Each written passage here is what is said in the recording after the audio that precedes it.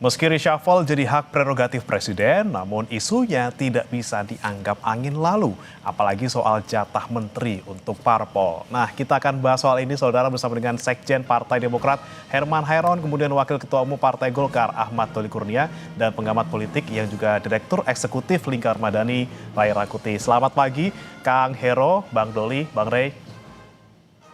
Assalamualaikum warahmatullahi wabarakatuh. Waalaikumsalam. Kita tahu ini belum tentu terjadi, bisa jadi, bisa tidak, dan semuanya adalah haknya Pak Prabowo. Tapi kita akan coba ulik-ulik kemungkinan-kemungkinan nih. Saya mau ke Kang Hero dulu nih. Kang Hero, ini kan di Demokrat ada 6 nih kader Demokrat yang ada di kabinet gitu ya. Deg-degan nggak sih kalau dengar-dengar ada isu reshuffle seperti ini? Ya, tentu sama ya, normanya adalah ini adalah hak prerogatif presiden. Dan evaluasi dan kemudian apakah terjadi reshuffle atau tidak terjadi reshuffle itu menjadi kewenangan dari presiden. Dan bahkan kalau ada portofolio atau nomenklatur baru juga itu adalah haknya dari presiden. Oleh karena itu ya kita serahkan saja kepada presiden dan tentu presiden memiliki parameter dan indikator kinerja sehingga betul-betul apa yang dilakukannya ini objektif dan sesuai dengan fakta, data dan kinerjanya para menteri. Nah, untuk menteri-menteri kami saya yakin ya, karena kami juga punya pengalaman kan 10 tahun waktu Presiden SBY berkuasa tentu seluruhnya bekerja dengan baik. Dan ini juga menjadi parameter-parameter yang dikerjakan oleh menteri-menteri yang berasal dari Partai Demokrat. Baik Menko Infrastruktur Mas AHY, Menteri Transmigrasi, Menteri Ekrab, kemudian para wamen yang tentu itu berasal dari Partai Demokrat. Saya yakini semuanya bekerja dengan baik sesuai dengan target-target yang ingin dicapai oleh presiden dan sampai saat ini kalau dari pengamatan saya on the track. Namun semuanya tentu dikembalikan kepada Presiden Prabowo Subianto. Oke, baik. Saya ke Bang Doli nih. Bang Doli, giliran Bang Doli. Kita punya paling tidak kalau menteri itu ada 8, kalau tidak salah, Bang Doli. Nah, kemudian juga sempat Ya. disebutkan oleh Bang Melhias itu ya kemarin ketika ditanya soal reshuffle, kalau bisa jangan dikurangin lah gitu karena kader kita mumpuni semuanya. Ini sebenarnya lagi gimana? Deg-degan nggak juga Golkar ini, Bang Doli? Iya, pertama prinsipnya adalah bahwa kita harus harus sama-sama paham ya bahwa seorang presiden dimanapun di dunia ini termasuk presiden Indonesia pasti ingin memberikan yang terbaik buat bangsa dan negara. Jadi ingin kabinetnya itu satu periode full itu perform gitu, berhasil menjalankan program-program yang konkret yang dirasakan oleh rakyat untuk kepentingan bangsa dan negara. Itu yang pertama. Nah, oleh karena itu sebetulnya dalam rangka itu, nah seorang presiden itu punya fasilitas. Jadi kalau dalam rangka untuk memperkuat kinerja, kalau ada ya pembantu-pembantunya di kabinet itu dianggap tidak perform, ya tidak memenuhi kinerja yang sesuai dengan standarnya, ya dia diberi kewenangan untuk melakukan pergantian gitu. Nah, itu yang juga dipahami oleh Golkar. Nah, dari awal posisi Golkar ini kan adalah menjadi pendukung utama ya, pendukung Pak Presiden dan pasangannya Pak Gibran gitu. Jadi kita juga punya tanggung jawab untuk mensukseskan pemerintahan ini. Nah, oleh karena itu makanya kita serahkan sepenuhnya kepada Pak Presiden. Nah, yang penting buat kami, ya terutama Pak Ketua Umum selalu mengingatkan kepada seluruh jajaran dan terutama kadernya yang ada di kabinet, ya untuk bekerja dengan sungguh-sungguh, dengan serius untuk menunjukkan performance yang maksimal gitu. Sehingga memang apa yang menjadi niat Presiden untuk membuat semua jajaran kabinet itu bisa bekerja secara maksimal, ya itu bisa kita wujudkan sama-sama. Itu posisi Partai Golkar. Baik, Bang Doli, kalau misalnya ditambah, pasti semuanya siap untuk ditambah. Senang sekali ditambah jumlah menteri yang dari parpol tertentu. Tapi kalau misalnya ternyata dikurangi gitu, Bang Doli, apalagi mungkin terkait dengan ada kontroversi di satu sosok menteri, misalnya di Partai Golkar seperti itu. Bagaimana? Siap juga nggak kalau untuk dikurangi? Ya, tentu kita sih tidak berharap ya. Artinya Partai Golkar tetap berharap bahwa amanah kepercayaan yang sudah diberikan oleh bangsa dan negara melalui Pak Presiden kepada kami ya, dengan ada sekian jumlah menteri yang ada di kabinet sekarang itu tidak berubah gitu ya, dan kami menilai selama ini juga dan terus mendorong ya supaya mereka tetap bekerja dengan baik. Nah, tetapi sekali lagi ya, apapun ya, mau ada pergantian, tidak ada pergantian, kemudian apa sebabnya ada pergantian, dan kapan, itu semuanya hak prerogatifnya presiden ya. Jadi kami tentu kembalikan semua kepada Pak Presiden itu. Kami nggak punya ya secara peraturan perundangan ya partai politik itu tidak punya kewenangan ya untuk menentukan ya, menentukan segala sesuatu dengan posisi di kabinet, karena yang paling menentukan itu adalah Pak Presiden gitu. Tapi nama tentu disiapkan kalau misalnya diminta oleh Pak Presiden. Oke, Golkar saya mau minta deh nama. Sudah disiapkan juga, Bang Doli.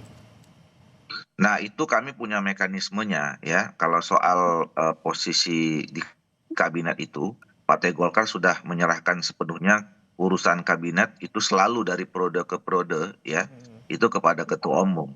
Jadi pembicaraannya itu antara presiden dengan ketua umum.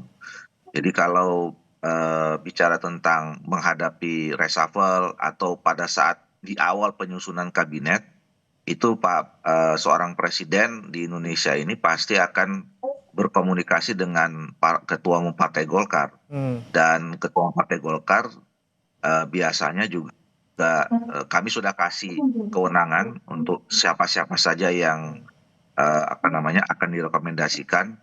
Dan kalau menurut pengalaman selama ini ya, yang saya ketahui ya, cerita dari beberapa ketua umum itu selalu disiapkan beberapa nama ya, beberapa nama, dan kemudian terjadi diskusi dengan Pak Presiden, dan pada akhirnya ketetapan atau keputusan itu keputusan akhirnya ada di Pak Presiden.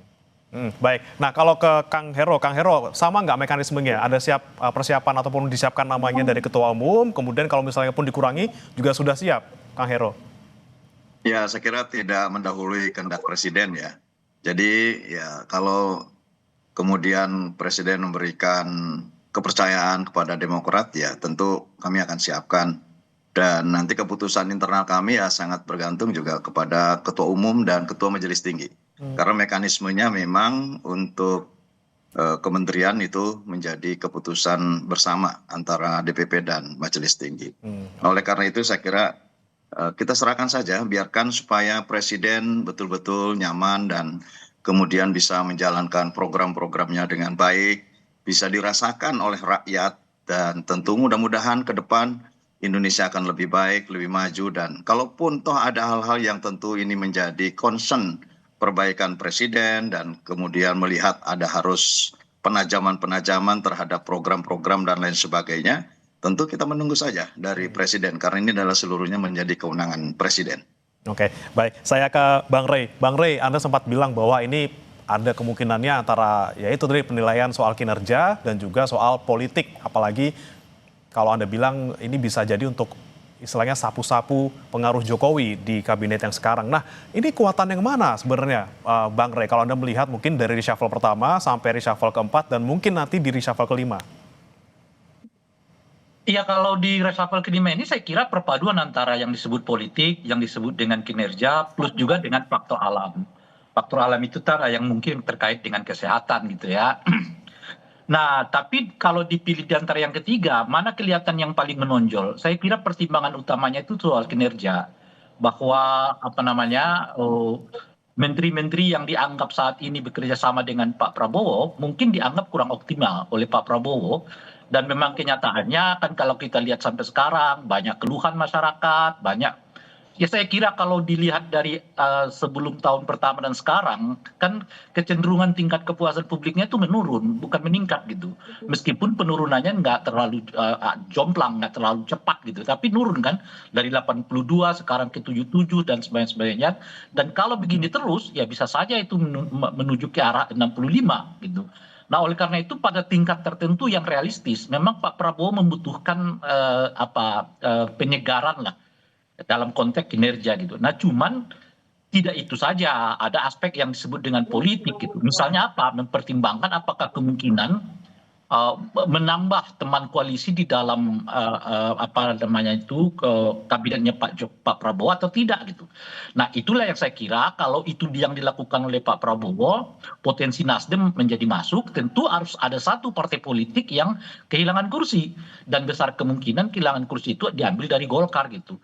Pertanyaannya adalah apakah Golkar akan terima? Nggak akan terima gitu. Nah, oleh karena itulah terjadi akan dialog yang besar, tapi segala sesuatunya seperti yang disebutkan tadi oleh baik Bung Doli maupun Bung Hairun ya mengatakan tergantung presiden. Nah, artinya memang presidennya nih sekarang. Kalau presidennya mengatakan saya mau reshuffle satu orang dari Golkar, saya kira dia Golkar ikut-ikut aja pada ujungnya meskipun tentu tidak mau gitu ya. Tapi kalau presidennya tegas mengatakan saya akan reshuffle, saya masukkan kader yang lain dari partai yang lain, ya ujung-ujungnya Golkar akan tetap ikut gitu. Masalah utama dari apa namanya dari reshuffle ini menurut saya adalah soal ketegasan Pak Prabowo sendiri gitu.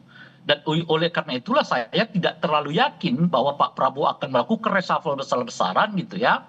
Karena apa gitu? Karena saya kira Pak Prabowo nggak punya mental politik untuk berhadapan dengan teman-teman koalisinya gitu. Jadi mungkin Bahlil sedikit ngambek, mungkin Pak Ahy dia akan apa namanya kembali lagi gitu ke format semula gitu. Itulah yang kelihatan yang membuat hampir saya kira 2-3 kali reshuffle yang pernah dilakukan itu meleset dari apa yang selama ini berkembang di tengah masyarakat dalam pengertian waktu. Kita nganggapnya hari ini ternyata nggak jadi, baru besok lusa macam-macam dan sebagainya. Karena ketidaksiapan mentalitas politik Pak Prabowo menghadapi teman-teman koalisinya gitu. Nah, kenapa itu bisa terjadi? Karena Pak Prabowo menurut saya terlalu dihantui oleh apa namanya, oleh filosofinya sendiri dalam politik. Apa itu? Politik harmoni itu. Nah, bagaimanapun tentu ya kalau ada reshuffle, apalagi mengurangi jatah partai politik atau atau meminggirkan orang-orang yang dianggap sangat berpengaruh di dalam internal partai politik akan menimbulkan gejolak secara internal gitu. Nah, saya tidak melihat Pak Prabowo punya kesiapan mentalitas politik untuk berhadapan dengan katakanlah kengambekan gitu ya atau berhadapan dengan kejengkelan gitu atau berhadapan dengan katakanlah misalnya sikap memperlihatkan ketidaksukaan gitu dari teman-teman koalisinya gitu. Itu yang mengakibatkan menurut saya betapapun mungkin keinginan Pak Prabowo mau melakukan reshuffle ujung-ujungnya kelihatan terlambat lagi. Kemarin kita menganggap akan terjadi reshuffle gitu, ternyata nggak jadi. Sudah 2-3 hari setelah kemarin itu nggak angin reshuffle-nya juga makin kelihatan, makin tidak kelihatan. Nah, tapi kalau terkait dengan satu-satunya kelihatan yang beliau agak berani maju, ya berhadapan dengan minimalisasi pengaruh Pak Jokowi. Itulah makanya nama-nama anggota kabinet dari Pak Jokowi ini terlihat ya nggak terlalu kuat resistensinya terhadap Pak Prabowo karena memang backup dari mereka dari apa ya dari menteri yang berasal dekat dengan Pak Jokowi ini juga nggak terlalu kuat lagi seiring dengan makin menurun popularitas ya Pak Jokowi di hadapan masyarakat gitu. Tapi kalau menurut analisis Bang Rey untuk nama yang sekiranya gitu ya bakal keganti dapat rapor merah dari Pak Prabowo siapa nih? Kalau saya sendiri kalau terkait dengan kinerja berhubungan kan ada beberapa nama yang disebutkan oleh yang beredar di tengah masyarakat, saya kira iya gitu. Satu Pak Pratikno gitu, itu Pak Sakti tentu saja ada kaitannya juga dengan kesehatan gitu ya. Menteri pariwisata saya kira juga layak untuk dievaluasi oleh Pak Prabowo gitu ya. Dan itu yang saya sebut ini termasuk Pak Sugiono ya. Menteri Luar Negeri kita gitu, itu juga ternyata begitu banyak apa namanya itu sorotan atas kinerjanya kepada akhir-akhir ini gitu ya. Jadi ada beberapa menteri yang menurut saya secara objektif memang kinerjanya layak direshuffle oleh apa namanya itu ya, oleh Pak Prabowo gitu, tapi juga ada persoalan yang kaitan dengan politik. Makanya nama-nama yang erat kaitannya dengan Pak Jokowi kelihatan sekarang jadi bidikan, termasuk di dalamnya adalah Menteri Dalam Negeri gitu. Menteri Dalam Negeri saya kira juga salah satu yang mungkin saja bisa diresapel oleh Pak Prabowo terkait dengan apa namanya itu ya, munculnya ketidakserentakan ya, ketidakpuasan, apa namanya itu ya, mulai kritik-kritik yang banyak terhadap pengelolaan berkaitan dengan keuangan yang berhubungan dengan TKD di daerah dan seterusnya seterusnya itu gitu. Apalagi ini kalau kita lihat tadi nama-nama yang Anda sebutkan kebanyakan adalah non partai gitu ya. Berarti benar-benar nggak Ya, bisa berani untuk nyentuh dari partai nih Pak. itu yang saya sebut tadi. Kalau Pak Prabowo masuk ke politiknya agak berat gitu, meskipun mungkin ada keinginan yang kuat. Nah, itu yang saya katakan tadi itu, ini sangat tergantung kepada mentaliti politiknya Pak Prabowo, dan saya tidak terlalu percaya bahwa Pak Prabowo itu memiliki ketegaran politik gitu loh, berhadapan dengan teman-teman koalisinya. Sebab kalau beliau punya ketegaran politik itu, saya kira banyak anggota kabinet yang berasal dari partai politik yang sekarang ini dapat dievaluasi oleh Pak Prabowo gitu. Tapi kenyataannya kan kalau kita lihat prosesnya, Pak Prabowo menerima apa saja yang dicalonkan oleh partai politik. Dan setelah selesai membicarakan kursi ke kursi gitu ya, kita dapat ini, kita dapat ini, kita dapat ini. Siapa orangnya? Nah, orangnya itu ya diserahkan oleh partai gitu ya. Pak Prabowo mungkin akan seleksi dari 2 atau 3 nama, tapi itu kan Pak Prabowo sendiri menurut saya nggak punya kemampuan, boleh jadi saya mau dia loh, saya mau dia loh, dan sebagainya. Jadi Pak Prabowo pada ujungnya hanya memilih apa yang disodorkan oleh apa namanya itu ya, orang-orang partai, sehingga kita lihat sekarang banyak sebetulnya orang yang ya kita anggap nggak tepat pada posisinya, ya itu ditempatkan begitu saja karena ada dialog yang cukup kuat antara partai politik pendukung Pak Prabowo dengan partai-partai politik ini. Sebut saja misalnya soal Menteri Desa, ya, yang kita tahu gagal menjadi calon legislatif di Banten, kok malah naik kelas jadi menteri gitu loh. Itu kan. Ada dialog kuat dicurigai gitu ya, Bang Rey ya, di belakang kemudian Iya, nama-nama yang jadi muncul kita tidak tepat. tahu lagi standar apa yang dipakai oleh Pak Prabowo untuk menempatkan orang pada posisi tertentu. Gagal di Banten gitu ya, lalu punya kontroversi terkait dengan surat ya, tapi tetap dipakai oleh Pak Prabowo sebagai menteri. Nah, ini yang ingin saya tanyakan ke Kang Hero dan juga Bang Doli. Ke Kang Hero dulu, gimana Kang tanggapannya Kang? Ya, sekali lagi kami tidak punya kewenangan untuk mengevaluasi ya, karena secara objektif tentu ini menjadi hak dan kewenangan Presiden. Namun tentu kalau melihat bagaimana menteri-menteri dari Partai Demokrat, ya saya kira kita bisa melihat bagaimana hasilnya, dan kita bisa merasakan bahwa kesungguhan kerja keras dari menteri-menteri Partai Demokrat ini juga menunjang terhadap hasil yang diharapkan oleh Presiden ya. Jadi saya sebut saja Menko Infrastruktur selama ini juga mengkoordinasikan, dan pada situasi bencana juga bolak-balik untuk melakukan tanggap darurat dan rehabilitasi. Ini kesungguhan dalam bekerja gitu ya. Menteri Transmigrasi, Menteri Ekraf, Menteri PU ya, kemudian 2 wakil menteri kami semuanya merasa bahwa apa yang dilakukan betul-betul ini adalah kerja keras dan kesungguhan untuk mensukseskan program-program Presiden Prabowo Subianto. Nah, beda dengan Bang Ray Rangkuti yang memang bisa menilai dan kemudian menggambarkan seseorang, dan saya kira kalau Bang Ray Rangkuti ditanya menteri-menteri dari Demokrat juga rasanya juga akan memberikan penilaian baik gitu ya, karena ya kami diajarkan oleh para pendahulu, para senior yang telah melaksanakan karya dan pengabdiannya, tentu inilah yang harus dilakukan. Nah, kalaupun ada hal-hal lain dengan partai lain, tentu diserahkan kepada Presiden Prabowo Subianto. Yang penting bahwa program-program pokok, program-program inti, dan program-program nasional yang saat ini menjadi program Pak Prabowo, ya makan bergizi gratis, cek kesehatan gratis, kemudian ada sekolah rakyat, dan program-program lainnya yang tentu ini harus sampai kepada masyarakat, pastikan itu adalah rakyat merasakannya, dan tentu ini adalah bagian dari kemajuan bangsa, bagian dari kinerja pemerintahan saat ini, dan bermanfaat bagi seluruh rakyat Indonesia. Baik, nah saya ke Bang Doli kemudian. Bang Doli, tanggapan Anda tadi terkait dengan ya ada dialog kuat di belakang, nama yang disodorkan nanti ya Pak Prabowo nggak bisa milih secara pasti gitu ya, tapi ya sodoran dari partai gitu. Gimana Bang Doli? Ya, saya tetap berkeyakinan ya bahwa Pak Prabowo semakin hari perjalanan kabinet ini, terutama udah nanti pada saat menjelang 2029, saya kira pertimbangan utamanya adalah kinerja ya. Walaupun pertimbangan politis itu juga tidak bisa diabaikan ya. Karena itu tadi untuk bagaimana mengejar supaya semua program-program yang sudah ditetapkan ya berdasarkan visi yang sudah dibangun dari awal itu harus deliver semua, harus dirasakan oleh masyarakat gitu. Nah, apalagi kalau jadi kalau bicara tentang soal pertimbangan politik ya katakanlah soal konfigurasi politik. Sebenarnya kan dari tahun pertama, dari hari pertama sampai sekarang udah kira-kira setahun lebih ya. Ini konfigurasi politiknya kan sudah mulai terlihat mulai ajak gitu, mulai settle walaupun politik tidak akan pernah ada yang settle gitu.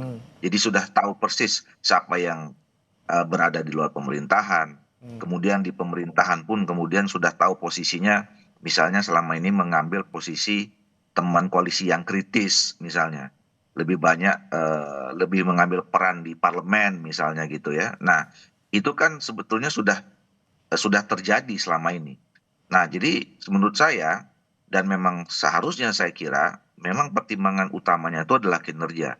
Bagaimana semua kabinet menteri-menteri ini mau dari manapun asalnya ya, dari partai politik atau juga non partai politik yang menurut saya tidak perlu dipertentangkan karena yang jadi pertimbangan kan adalah apakah semua menteri-menteri ini baik itu dari non parpol maupun yang parpol itu punya kemampuan untuk mengeluarkan kemampuan teknokratiknya atau tidak Ya, gitu ya. Itu oke. yang sebetulnya nanti akan menjadi bahan penilaian presiden. Nah, Baik. jadi sekali lagi apa namanya? Yaitu tadi saya kira Pak Prabowo setiap hari mungkin setiap menit tentu akan memonitor semua pekerjaan Hmm, kabinet ini baik. dan saya kira beliau yang sudah punya raportnya sekarang ya mana yang memang bisa tetap dipertahankan, mana yang mungkin perlu digeser, dan itu semuanya kembali kepada kewenangan Pak Presiden. Baik, baik. Terakhir saya ke Bang Rey. Bang Rey, apa yang kemudian seharusnya dilakukan Pak Prabowo di reshuffle kelima ini? Oke, tadi Anda bilang kalau misalnya utak-atik di menteri yang dari parpol agak sulit gitu ya. Tapi bagaimana dengan persepsi publik kalau misalnya ternyata orang-orang yang mungkin menurut publik ini tidak harus lagi di kabinet tapi tetap dipertahankan karena dia adalah eh, berasal dari partai politik. Bagaimana ke depannya, Bang Rey? Ya siap-siap aja Pak Prabowo menerima apa namanya itu ya, popularitas yang nyungsep gitu, ngurung gitu. Ya kan datang dari Pak Prabowo sendiri, datang dari menterinya. Kan kemarin baru ada menteri juga yang sekarang mendapat apa ya perhatian netizen yang menyebut bahwa MBG itu lebih mendesak dari apa namanya itu ke pekerjaan gitu ya. Jadi ya, saya lihat sekarang ya ada model menteri-menteri ini untuk bisa bertahan menjadi anggota kabinet itu dengan memuji-muji terus MBG gitu loh. itu itu kelihatan salah satu caranya. Jadi apapun masalahnya puji MBG. Dengan cara begitu Ya. mungkin mereka bisa bertahan sebagai anggota kabinet. Tapi kan ujung-ujungnya jadi apa ya timpang karena semua perhatian ke MBG itu. Nah, menteri ini MBG, menteri itu MBG, menteri ini MBG bicara semua soal MBG yang kelihatan itu pola untuk bisa bertahan di anggota kabinet Pak Prabowo di saat yang bersamaan persoalan MBG ini kelihatan nggak membaik pada administrasinya, pada penanganannya, pada pola apa distribusinya dan seterusnya itu gitu. Ya. Nah kalau Pak Prabowo tidak melakukan apa yang ia bayangkan sebetulnya tentang anggota kabinet, ya kita akan melihat nyungseknya popularitas dan tingkat kepuasan terhadap Pak Prabowo. Oke, nanti kita nantikan bersama gitu ya, apa keputusan Pak Prabowo ataukah dengan tadi mempertahankan dan juga menjaga hubungan baik dengan semua partai politik, atau lagi-lagi persepsi publik yang mungkin semakin liar di depan, di belakang gitu ya, terkait dengan kinerja para menterinya. Kita nantikan bersama, semoga semuanya ya kita harapkan menjadi yang terbaik gitu ya, semuanya untuk kebijakan dan juga untuk rakyat, semuanya terbaik, semuanya kita harapkan bersama-sama.